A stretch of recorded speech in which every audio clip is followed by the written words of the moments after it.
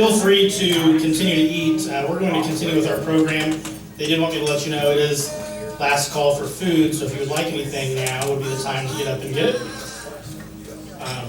Desserts, drinks, potatoes. Please help yourself. I will introduce our next speaker, and it is an introduction speech for the High School Educator of the Year Award, and it's going to be delivered by Miss Megan Hageman. Here to come up.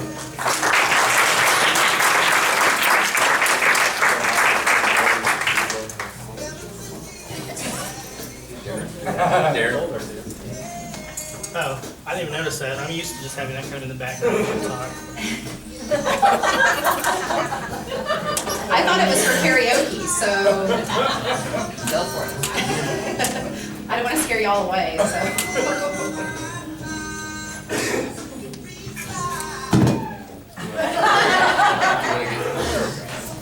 The dance, the presidential dance. I used to tell my kids pretty frequently that I didn't get that nervous when I was competing. The only time I really get nervous anymore is when I'm watching them compete in rounds that really matter. You guys may trump that. You're a pretty intimidating group of people, so. Tonight I have a really great honor of introducing to you the 2014 KSCA High School Educator of the Year. And though this person started their career in 1997, when I was in high school, I have since learned to know her very well and to know her as a fierce competitor, a dedicated colleague, a wonderful, loving mother and parent, and most importantly, a friend. So I'm very excited to stand before you this evening and introduce her. And though we live very far apart and I don't get to the opportunity to see her as frequently as I would like to, I know that every chance I get to see her, she's going to welcome me with a hug and a smile and with kind words. But more importantly, she's going to allow me to pick her mind about the world of forensics and her successes and how she teaches and coaches that, because that's the kind of lady that she is. She shares everything that she has and everything that she does with those that she cares about and even with those that she doesn't know.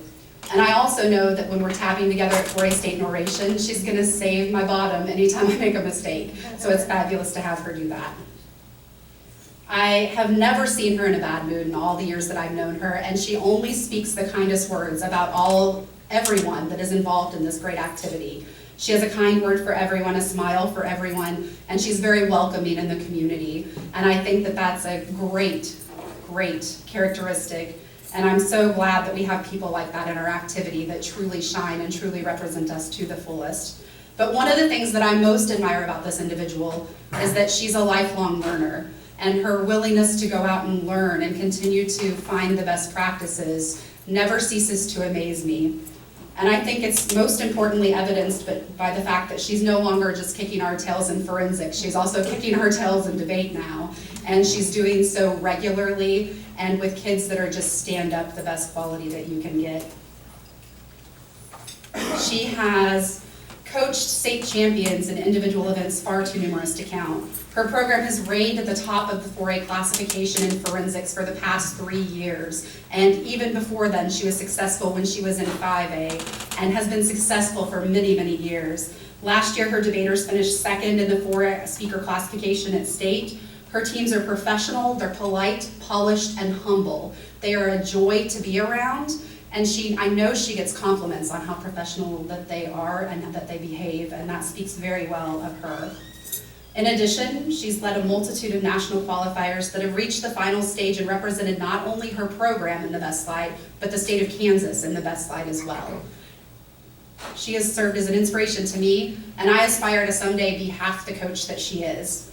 But it isn't only her educators and her peers that she's inspiring. In a coaching profile written for Debate KC, she once stated, and I absolutely loved this quote when I found it, she always tells people that she has over 200 children, but she only gets to claim 3 of them on her taxes.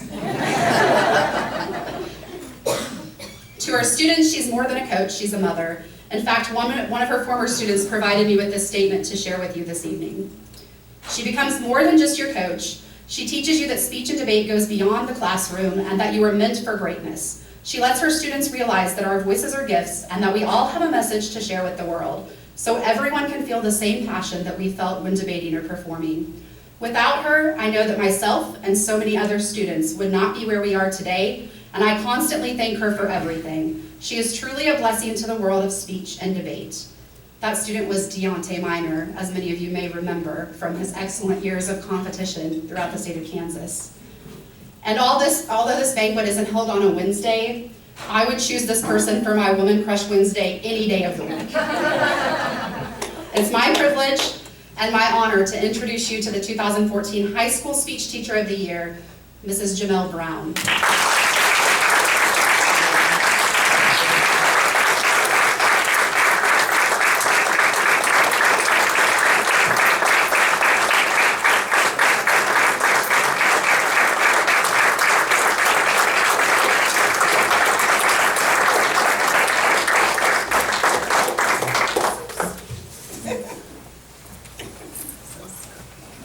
And I'm holding you so I can hear. Oh, yes. Thank you.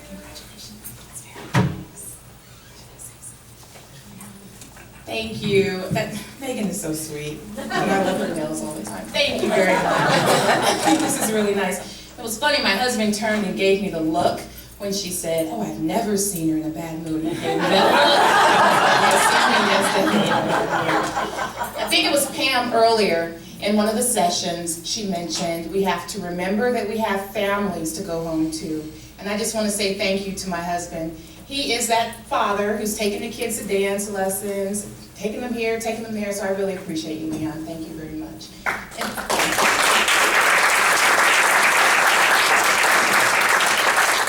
I also have to say a very special thank you to Miss Kenna Reeves. I remember as a freshman at Emporia State walking into her office, "I want to be a speech and debate coach."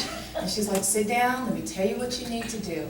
And I love sending students her way. She's wonderful, she's a jewel, and I love that program. So thank you, everyone. This is really a wonderful honor. I know we love what we do.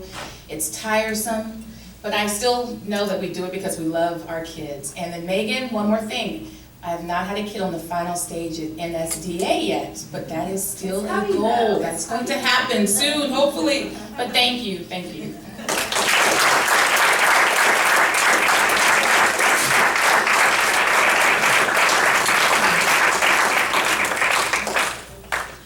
I was lucky enough to go to Emporia State when Jamel was there, and she continues to do amazing work. If you're walking around our campus today, you may have seen the signs for the documentary that the college has been showing about Sumner Academy as being one of the best high schools in the nation.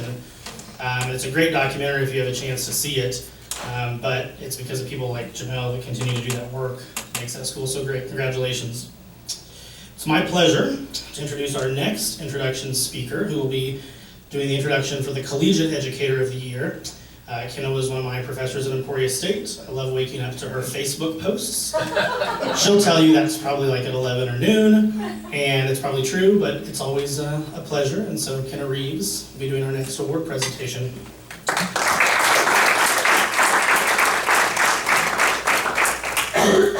He's checking it at 11 or noon.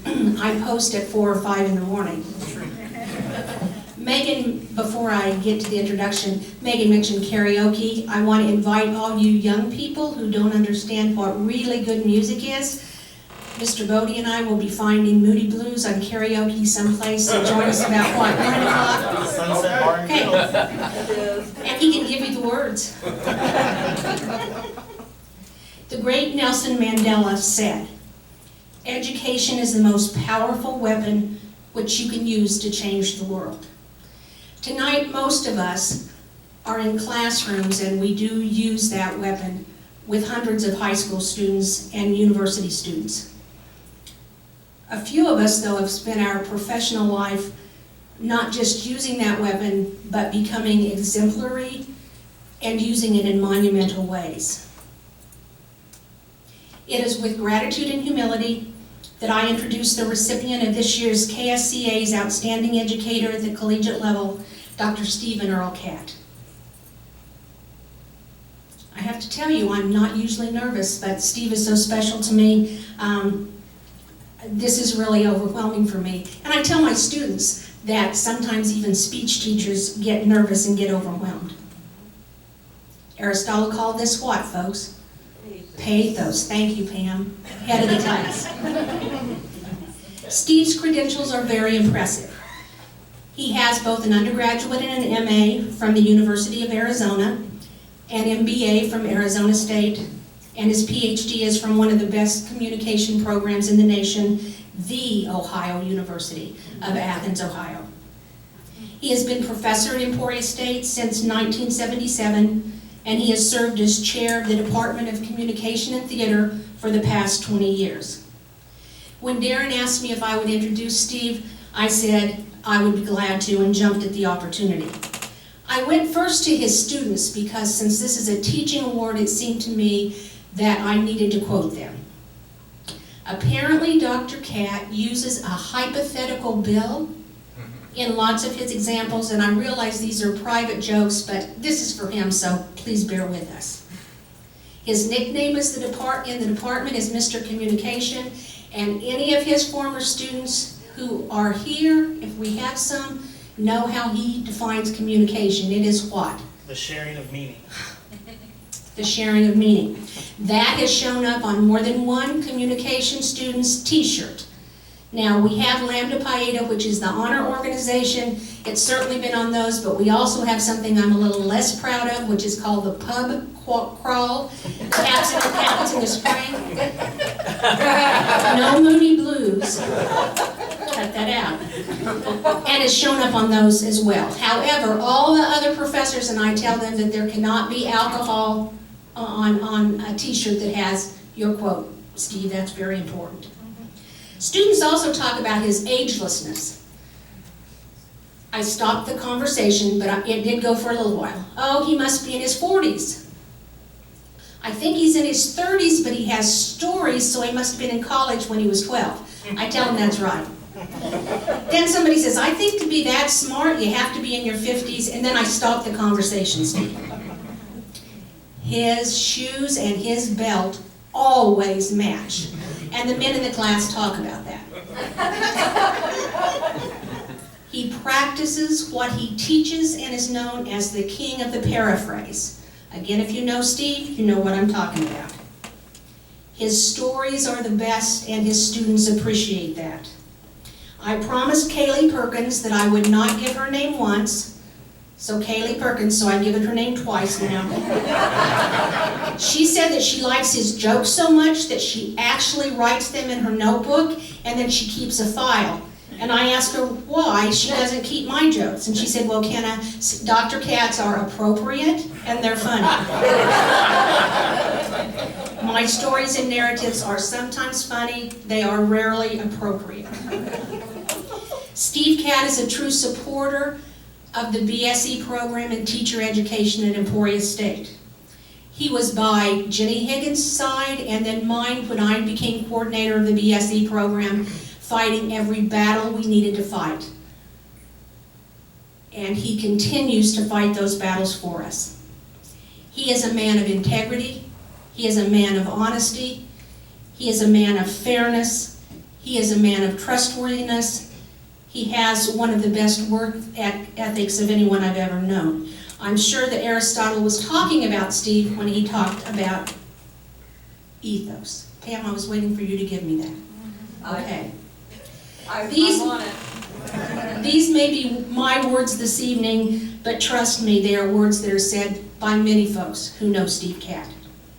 My colleague, my boss and supervisor, more importantly this evening, my friend.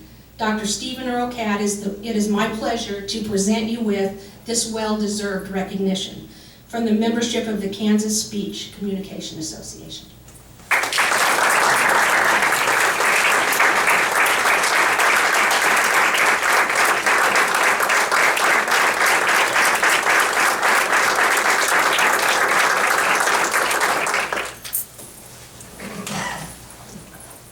Thank you, Kenna. Thank you, the association. There are many deserving individuals out there of this award, and to be the person standing up here receiving it is quite humbling to me. Whatever I do in terms of work ethic is just trying to keep up with Kenna. I want you to understand that. She is a real dynamo, has been ever since I've known her, and it's a real pleasure for me to be associated with her and the other faculty in my department. How did I get to this podium? You talked about the Moody Blues. I'll bring in the Beatles. I guess it was I get by with a little help from my friends. Actually, I get more than a little help from my friends. I get a great deal of help from my friends. The wonderful faculty in my department assist me a great deal. This is my 21st year as chair of the department. I don't know how that happened, but I'm grateful that they've put up with me for that long. I have very energetic students. I'm an extremely lucky individual. I'm smart enough to know that the faculty in my department are a lot brighter than I am. I'm smart enough to know that when there's a challenge the department faces, instead of me deciding this is what we need to do, I think, what would the faculty say? And I go to them and they come up with great ideas, which I implement. And then people on campus will say, Dr. Gadd, how did you come up with that? And she said, I'm honest, which I try to be. I say, hey, I didn't come up with that. The faculty came up with that. Or the students came up with it. When I get called by another chair on campus for my thoughts on a particular problem, I immediately know why they're having the problem. They didn't go to their faculty. They didn't go to the chemists in the department. They didn't talk to the students. They thought, well, I'm the chair of the department. I can figure all that out. And so I tell them, go to your faculty. Go to your students. Go to my Kenna. She'll help you out a great deal. That's where all the bright ideas lie. And I've been fortunate enough to know that. My students keep me young. Monday, I will qualify for Medicare. So, if I make it till Monday, we'll see how that goes. My faculty and my students keep me young. I've never been married. I don't know what that has to say, one way or the other, about making it to 65. But when I think back to all the people I've had a chance to work with, it's people like Kenna who have made it all worthwhile. And so when I labor at my job like you labor at your jobs, I'm just trying to keep from letting people like Kenna down. And so when I find that not only have I not let them down, but they seem to appreciate what I've done, I'm very grateful for that. I'm very humbled. I have found that students seem to learn well by stories. So I don't want you to think I just tell stories all day in class. They're all connected with concepts and issues that will help them remember certain things. I can't tell you how often over the years I have gotten letters from former students telling me that they remembered this story that I told or this episode that I recounted, and that seemed to have helped them. So I guess I'll keep it up. I'll keep doing it. But let me just conclude by saying that I'm very grateful for this award. I'm very honored by it, and I'm inspired to keep trying to meet the expectations of wonderful people like Kenna. So thank you very much.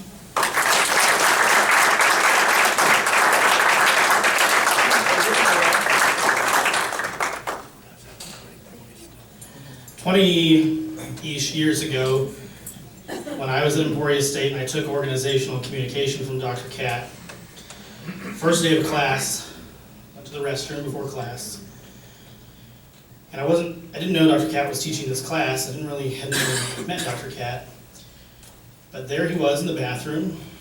He was wiping off his glasses, brushed his teeth, and I thought, I don't know who this guy is, but he's pretty serious. And I went in and I sat down, And then that guy walked in the room. I was like, oh gosh. 20 years later, I still do the same exercise the first day of every comm class I teach. Talk a little bit about Aristotle, ask students to write down their definition of communication, and then we talk about communication as the sharing of meaning. That is all from Dr. Katz's class 20 years later, and so obviously had an impact, and I think it's a great way to deal with and begin your communication classes, so you certainly have definitely had an impact. I will say that if you had more than one class with him, you might have heard the same joke again. And in the middle of a winter session one time, Dr. Katz walks in and says, "It's a beautiful day outside." Students kind of look at each other, and I kept thinking, here it comes, here it comes. And without missing a beat, he says, "If you're a penguin." And some laughter. The second or third time, though, it's a good joke. I hope you still use that. It's an Eskimo now. It's an Eskimo now. We moved up. One last thing I'll say. Dr. Kent may have never been married, but please, before he gets out of here tonight, ask him about the date he once went on with a movie star, and let him tell you that story. I'm going to give away all your secrets tonight, but it's true. You need to talk to him about that. With that said, maybe he'll tell it now, because our next introduction speaker to do the Collegiate Hall of Fame induction, the speaker to do that introduction is Dr. Kent. Welcome back.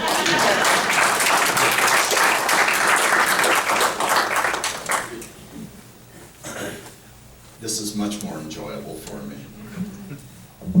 Well, as far as the movie star goes, I have a good friend, well, I was roommates with at the University of Arizona, who went on to become an attorney, and then his practice became representing entertainers in Los Angeles. So he called me one day and he said, "I'm going to be in Oklahoma City, and I want you to come down for for some concert that they were having there." And he said, "I have a date for you."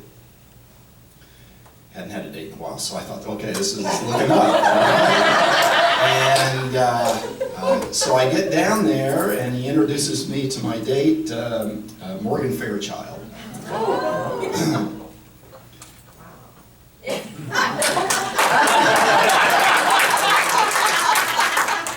I'm not going to go any further. Not kiss and tell type of person, you know. Don't want to. Morgan would be embarrassed, so we'll just leave it at that. We're very good friends.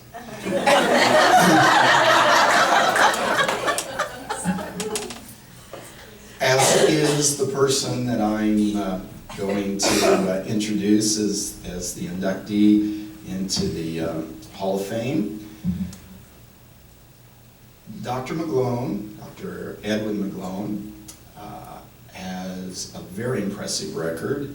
If you'll allow me to share a little bit of it with you, he graduated with his BA summa cum laude at Ohio State University, where he also completed his MA degree. I am also impressed with his PhD from Ohio University. He taught at Northern Illinois University, Washington State University, Wayne State University, before he became chair of the Department of Speech Communication at Southern Illinois University at Carbondale. He later became dean of the College of Arts and Sciences at Mississippi State University, but it was not until he arrived at Emporia State University that I had the pleasure of meeting him. At Emporia State University, I like to get out of my office as much as I can, get a little exercise, so typically if I need to meet with somebody on campus, I will walk to their office. There's not a day that goes by that I don't walk someplace on campus, and as I'm walking to that location, as I arrive at that location, as I said, there's not a day that goes by that I don't realize Dr. McGlone made a big impact at Emporia State University in this area, in that area, in another area.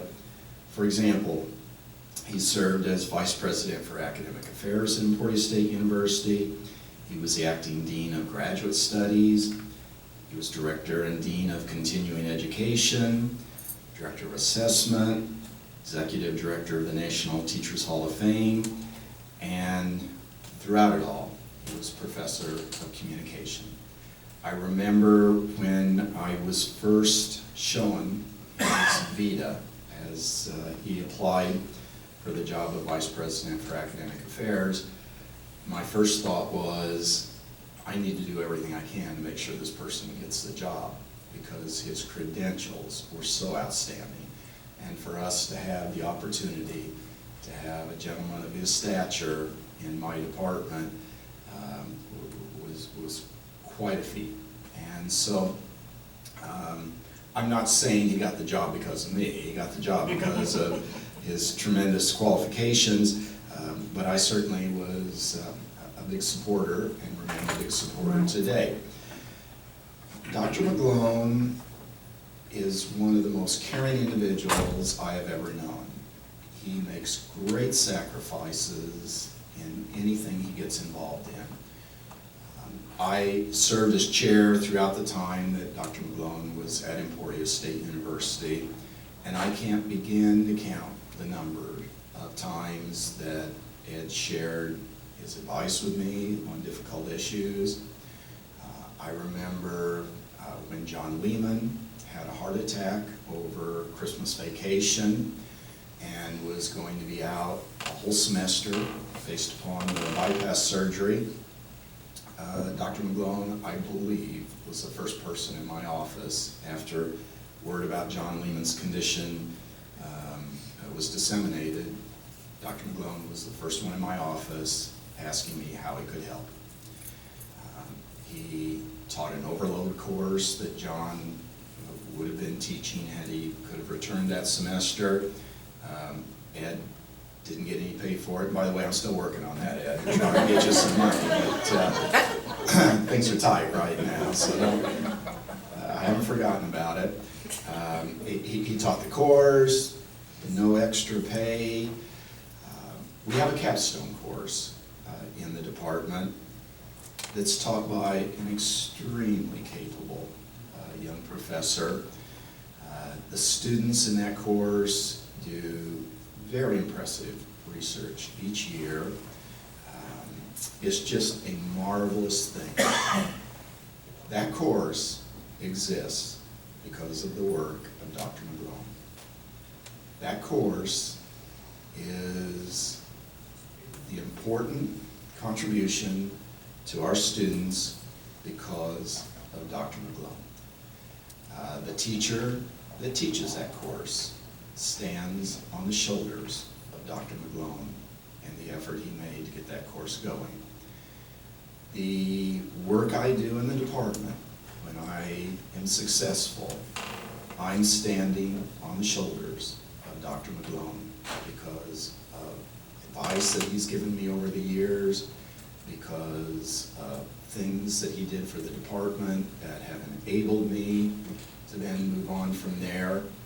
And Ed, I just want you to know how grateful I am to you for all you've done for me and for our students, for the department, for the university, for the profession. And I can't think of a more deserving person to receive this honor. So, Dr. McGlone, congratulations on being selected as the Collegiate Hall of Fame recipient.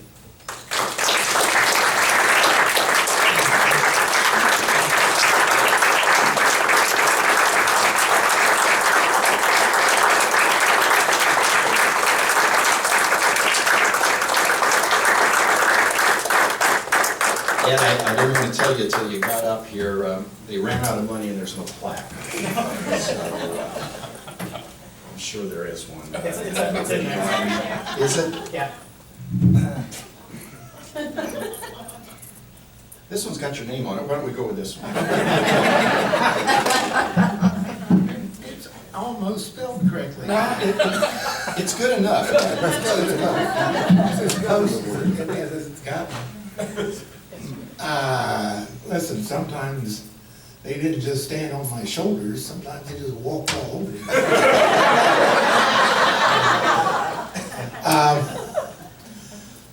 I am like some of my students in Speech 101 are public Public speaking, speechless. You have to think about that. Well, you're not gonna think about it, but I'm